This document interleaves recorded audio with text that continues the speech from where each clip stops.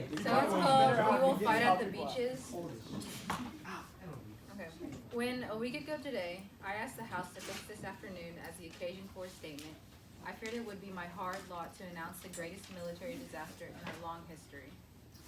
I thought, and some good judges agreed with me, that perhaps 20,000 or 30,000 men might be re-embarked.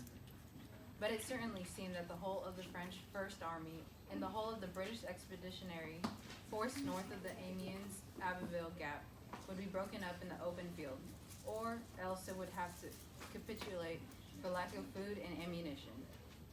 These were the hard and heavy tidings for which I called upon the House and the nation to prepare themselves a week ago. The whole root and core and brain of the British Army, on which and around which we were to build, and are to build, the great British armies in the later years of the war, seemed about to perish upon the field or to be led into an ignominious and starving captivity. Meanwhile, the Royal Air Force, which had already been intervening in the battle so far as its range would allow from home bases, now used part of its main metropolitan fighter strength and struck at the German bombers and the fighters in which large numbers protected them. This struggle was protracted and fierce. Suddenly, the scene has cleared. The crash, the thunder has, for the moment, but only for the moment, died away.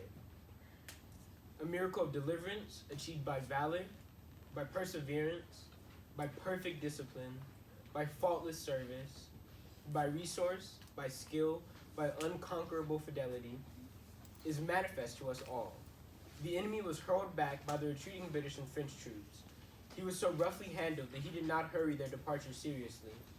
The Royal Air Force engaged the main strength of the German Air Force and inflicted upon them losses of at least 4-1. And the Navy, using nearly 1,000 ships of all kinds, carried over 335,000 men, French and British alike, out of the jaws of death and shame to their native land and to the tasks which lie immediately ahead. We must be very careful not to assign to this deliverance the attributes of a victory.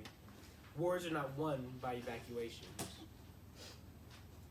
Nevertheless, our thankfulness at the escape of our army and so many men, whose loved ones have passed through an agonizing week, must not blind us to the fact that what has happened in France and Belgium is a colossal military disaster. The French army has been weakened. The Belgian army has been lost. A large part of those fortified lines upon which so much faith had been reposed is gone. Many valuable mining districts and factories have passed into the enemy's possession.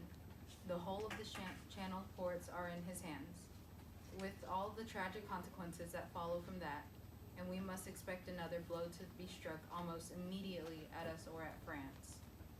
We are told that Herr Hitler has a plan for invading the British Isles. Even though large tracts of Europe and many old and famous states have fallen or may fall into the grip of the Gestapo and all the odious apparatus of Nazi rule, we shall not flag or fail. We shall go on to the end. We shall fight in France. We shall fight on the seas and the oceans. We shall fight with growing confidence and growing strength in the air. We shall defend our island, whatever the cost may be. We shall fight on the beaches. We shall fight on the landing grounds. We shall fight in the fields and in the streets. We shall fight in the hills. We shall never surrender. And even if, which I do not for a moment believe, this island or a large part of it were subjugated and starving, then our empire beyond the seas, armed and guarded by the British fleet, would carry on the struggle until, in God's good time, the new world, with all its power and might, steps forth to the rescue and the liberation of the old.